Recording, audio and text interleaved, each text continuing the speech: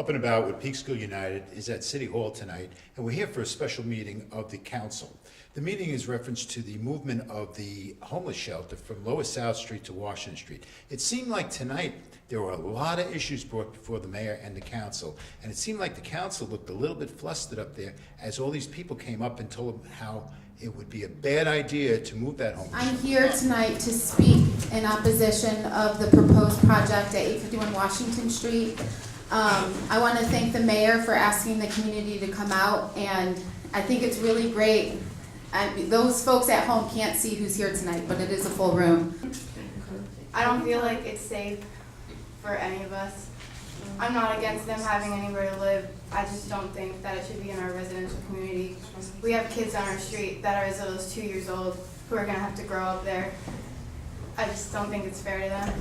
My community has offered time and time again, let's find a peaceful solution to this.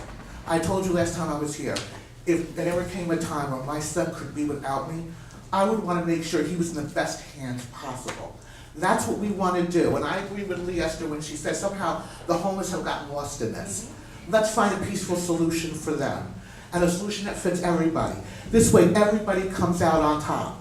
Said a few things that I'm not happy with. I never accused you of anything, and everybody knows what you're talking about because it's been all over the media.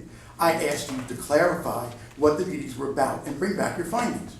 So if you took it the wrong way and thought I was accusing you of something, I'm sorry. First quick, okay? I didn't mean for it to happen that way.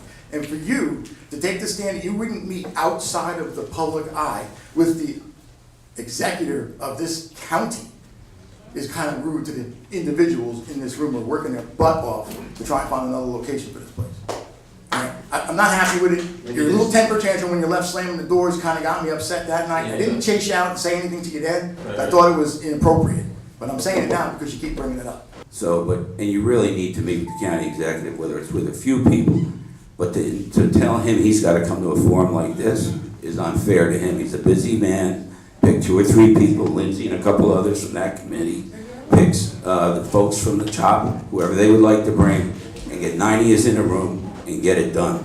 What do you think actually went on there, and what was your feeling? I think the most significant thing is this issue about whether or not there's going to be a meeting with the county executive. The county executive said he's going to have a meeting here in City Hall with the mayor and certain representatives, and the mayor's not going to do it. He wants to do it in an open session to common council.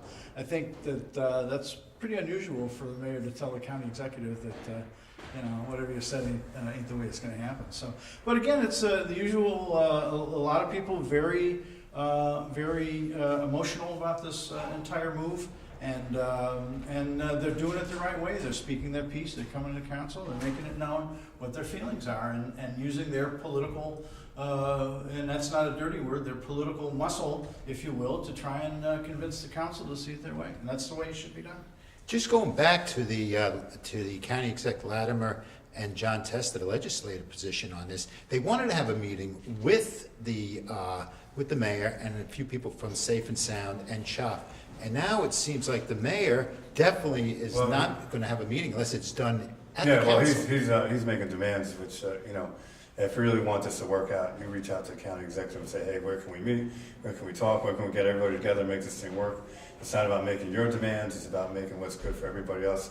Because that's what people voted in for, to make it work for the neighborhood, make it work for the people. And if you don't do that and you feel arrogant enough to say, well, I'm going to do it my way, and if it don't work, then nobody's going to show up. You can't do that. You represent the people of Peekskill, and you have to realize that's what you're here for. And if you don't do that, November comes, then you'll probably be out of a job, I'd say. One of the things that I have to ask is, so what was the most compelling argument that both sides had tonight in reference to this homeless shelter issue? Well, I think we got a lot of the same arguments as far as both sides, how they feel. Not a lot of new stuff is coming out. It's just because we haven't got to a point where they've put in for the permits or the changes they want. Everybody just has to continue with the status quo of just being seen and being heard. But I do find it interesting that he doesn't want to have the meeting with the county executive, because that's the one person who can actually help move it along. Yeah. And then if you don't want to be involved in it, and you only want to have the meetings and talk to people at the city council, then why are you putting emails out or statements or Facebook statements out there asking people to come in to talk about it, for the homeless shelter? So you're getting a lot of mixed messages. I don't think they really know exactly what they're doing. They're really confused. And, the way they thought it was going to go is not going, so they're really flustered and trying to figure out how to go around it. And the reality is, you have to talk to the people in the community who is affecting the most. With me, Scott Rosenthal, and he's a resident on Washington Street. How you doing, Scott? How are you doing? I just want to know, as a resident of Washington Street, what's your feeling on this move of C.H.O.P to the Washington Street area? I feel due to the heavy residential community, children, I don't think it's a good move for the community at this point. I think that there is a place they need to be. It just doesn't need to be in a residential area where there's children who can't protect themselves and elderly people. I also believe that these people are not properly vetted, and there are a lot of shelter systems that do vet. Maybe the Westchester County system is limited on funding, Right. so they're not able to vet the people adequately. So when you say vetted, what do you exactly mean? Before they step into a facility where they're getting public aid, that they're checked by the officials at that agency. Usually it's a law enforcement officer who turns around and checks out their backgrounds and makes sure that they're not wanted or they're not in violation of probation or parole. And when they're walking the community, that they've been checked out. Okay. Because if you have children don't have a second chance. right. Something was to happen to a child. What was your take on it as far as how the council you think would have received it? I think people are heavily in disagreement with the placement of it. I don't believe it's a comfortable position to be on Washington Street. I think that they should do some serious soul searching before something happens, because if something was to happen to one child, it's one child too many. Because at the end of the day, it's the citizens of the city that pay taxes that keep the city alive. And if you don't do that, then you're gonna have a big problem. And one of the things I was following on social media this afternoon in preparation for the meeting tonight, there was a piece by a member of the Planning Commission. I won't name her, but she indicated what the process would be in order to get the zoning change over there, and it's very interesting. The first thing that happens is the planning board makes a recommendation, pro or con, and To then the council. she said something very interesting. She said, then the council has to decide whether or not to make a text amendment to allow homeless shelters in all C3 zones. And one of the big arguments here was it would be illegal just to change the zoning for that location. But the council, as long as there's a finding that's consistent with the comprehensive plan of the city, can change It's all all citywide. 3 C3 zones. Right. One 3C zone is probably about a half a mile from Benefield Boulevard. The other one is Highland Avenue, North Division. Yeah. Washington Street, of course, is one. And there's one on Broad Street right where the Alma project. Those are all the C3 zones. Just to stop you 1 second so everybody understands, a C3 zone is exactly what? It's a commercial zone. It's a general commercial zone. Not is what it heavy is. commercial. And yeah, and actually the statement of purpose, and it's been a while since I read it, the statement of purpose is sort of provide, sort of neighborhood services, gas station, the 7-Eleven, Store or stuff something like that, Yeah, yeah. exactly like that. So, so it's very interesting, and I said this before in some of our shows, the people who are opposing the shelter really need to engage a lawyer that knows land use, because they already figured out the strategy, they already know what they're gonna do. And it's a lot harder to overturn a finding by the common council if they make a determination that it's consistent with the comprehensive plan. So in other words, if they just did the spot zoning, that would get set aside in a minute. But if they change the All zone city. for all C3 zones, it's different. So beware, they figured it out, and so I think it's a good idea. And look, I'm not an expert, and this is just my view, but I think, they really need Well, to I- have somebody look at you. How do you see this going? I know that I spoke to, I think Lindsay or one of them, and they said they did hire a lawyer, and they're waiting for the papers to be filed, and then they're gonna go from there. Yeah. And then we'll see what happens, but I think there's a lot of stuff that's gonna be opened up. I mean, you have a lot of people connected to the Democratic Committee that are pushing this, and, it's all, some of them are on the zoning board, some of them are on the planning board, some of them are on the, it's all over the place. Yeah. So, there could be a lot of problems there, a lot of issues. Then you have the mayor that signed off on it, saying that he was for it. So he can't even vote on it. I don't think it's a conflict of interest. And even Agadello, she signed her name off of it, but still, it's still a problem because he could bring that up. You're talking about the petition. Petition, correct. They signed a petition for it. And then, and the council not speaking out about it, saying, look, we understand there's a big problem here. and we have to find a solution. And nobody's doing that. Nobody's saying, let's really, get someone here today or tomorrow, and let's, put something out by the end of the week and make sure that everybody's going to come here and know what's going on, and that we are doing something about it. But you don't have that. You have week after week that, they say, we don't really know what's going on, and they do know what's going on, so they have to really get in front of this if they want to look good. If they don't, they want to keep on going down the road they're doing. I think it's a dangerous thing to do for the neighborhood. One of the things you said was that the mayor signed a petition for the movement of the homeless shelter to Washington Street. How do you feel that this affects his judgment as far as his vote is concerned? Well, it's almost like taking the sides of an issue, and that he shouldn't have done until everybody has had their say on it. So that once you commit on signing a petition, you're telling everybody, well, I agree with this side here, without even listening to what the other side said. So, you've got to give yourself enough time to get all the information, then make your determination on how you feel, and also based on the regulations that the city has. I don't think he did that. I think he jumped the gun just to appease the C.H.O.P people because they did support him big time. So I think he put himself in a bind right now, and he can't find his way out. Well, the other thing is they have a full board, and nobody's going to come out and jump out against them. So when you have a one-party rule, this is what's going to happen. I mean, nobody's going to want to say anything. And the reality is that all the people that are on C.H.O.P and all that stuff are all connected to the Democratic Party. So this becomes a big conflict of interest, if you ask me. And if things started going where they had an attorney and subpoenas started flying out, it could be really pretty messy. I don't know if they want to go down that road. Yeah, but the So one thing let's- about Article 78, no subpoenas, No no subpoena. discovery, it gets pretty quick. It's really based on the record that's put before the council and the planning commission, and then you have to make a determination whether or not the council made the right decision based on the evidence. Well, I think the other side of it, so is what's going to happen if they push this through, even with all the opposition they're getting. I mean, it's going to really, I think, We'll find out. I don't even want to be around that happens. There was this one about Dunbar, Yeah. and what was going on You there. mean the Dunbar, the housing? Yes. Yeah. I am extremely devastated, as well as many other people that live there. The way that we were notified were by these two. I will pass them to you so you can look at them. No meeting. These were all stuck on our doors. One is dated November the 13th, the other one is November 29th, that the gas will be turned off in each apartment on December the 4th for only approximately 5 to 7 business days.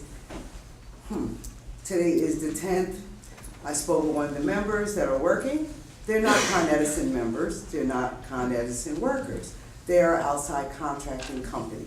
Now, we have no idea why they're working on this gas line, but I do know that that building was built back in 1950 something. And back in 2007, if I'm not mistaken, we had no gas for over 30 something days.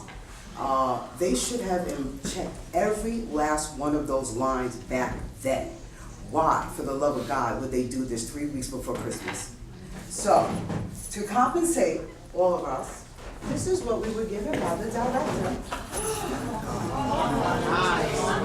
So, I have 3 beautiful grandchildren. Christmas is in 15 days. How am I going to prepare Christmas dinner with this? Okay, not only that, if the mayor and the council members were aware that this gas was out, how come I didn't see any of you there? First of all, I live over there. I make sure of that, and I also have family and friends that do live over there. Okay, so you went over there. Ms. So- Allen, you do know that housing authority is not the city council, so although we are. Absolutely, I'm not done. I'm not done. I got 5 minutes to clock the ticket, so you wait till I'm done.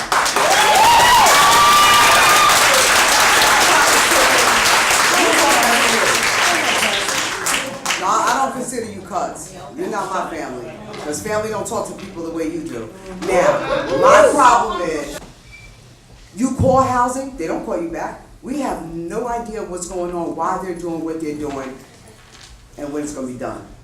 Christmas is in 15 days. Can you imagine cooking what I just showed you? I'm devastated. This is just it's out of control. There's no communication. Now, what did you want to say? I wanted to say to you that these are horrible, horrible situations. However, as a council, we have no authority over the housing. You know what? Now you need to now. No, whoa. That's gonna get me. You're not the mayor. You know what, Cindy? Let the mayor speak. Because you right now. You have a lot more power, Mayor, and I have a lot of respect for you, and I know you care about us. Yeah, I think the entire council cares. I don't. I wasn't aware of the Oh, the joke to cook on? the give and grill, but what I can say is I will personally make sure that I reach out again to the housing authority tomorrow to see if I can get an update. I am also one of the residents who received that lovely sticky note, drop the ball letter on their door after doing a 12-hour shift. I'm also the young lady who happened to walk into her apartment with her 14-year-old daughter and 4 children in there to find out that my oven that has been disconnected since Tuesday was on and running. The issue with this is housing has dropped the ball many times. I can have you come in, I can give you letters to where I've written to them about the issues in my apartments. My stove being one of them. That stove was fixed less than 30 days ago. The fire department had told me by the second time with that being fixed, it should have been replaced. We have men working in housing. Some of them are great maintenance men, but they are not qualified to be doing the jobs that they're doing. This is my livelihood. That is my daughter. Anything could have happened at that given moment. I am requesting from you guys to please speak to Mrs. Crossland. Let her know that there are residents down there that are willing to stop, bless you, their 12-hour shift that makes money for their household to sit down to figure out why I have no gas a couple of days before Christmas. Because with these men not working on Saturdays and Sundays, it's not going to be done within 10 days. And for these folks to have this project going on just before Christmas, and you know, maybe it couldn't be helped, maybe there was a serious situation, but for you guys not to be informed, you should also have, your building department should be heavily involved. Your code enforcement officers, your plumbing inspector should be down there every day, checking on what's going on.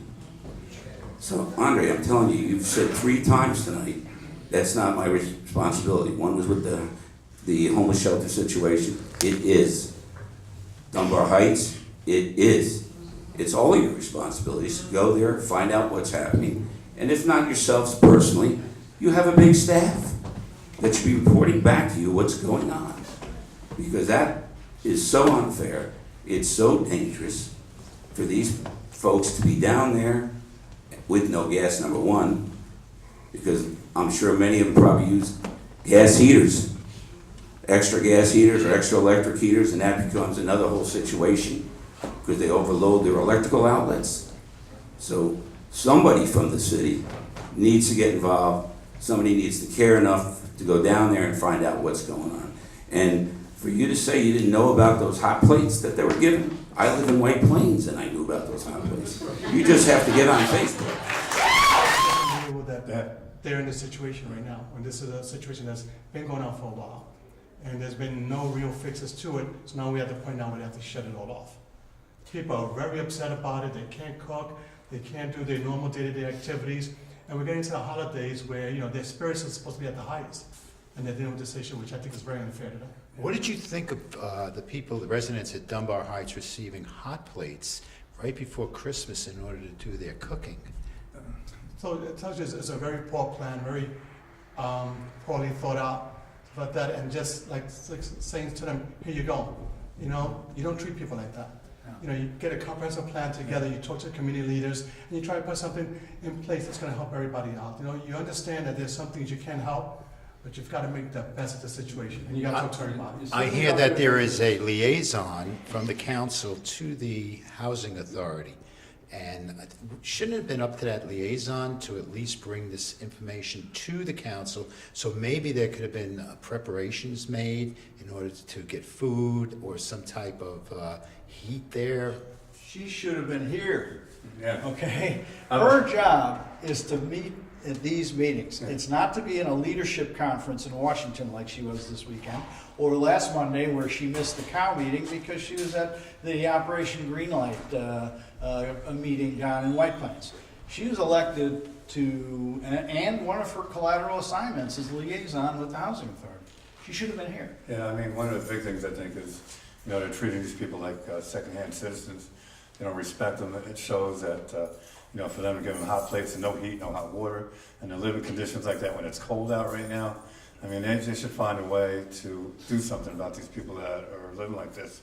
I mean, nobody should really be living like that, no heat and no hot water, hot plates.